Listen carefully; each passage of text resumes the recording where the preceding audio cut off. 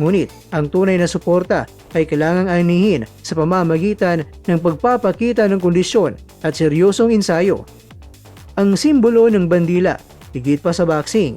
Sa huling bahagi ng kanyang payag, binigyan diin ni Casimero ang pagtaas muli ng bandila ng Pilipinas. Ito ang linyang bumasag sa pader ng mga kritiko at tagahanga. Ang reaksyon dito ay naging emosyonal. Maraming mga Pilipino, lalo na ang mga OFWs, ay nagpapayag ng sabik na sila na makita na isang Pinoy na muling magdudumina sa world stage.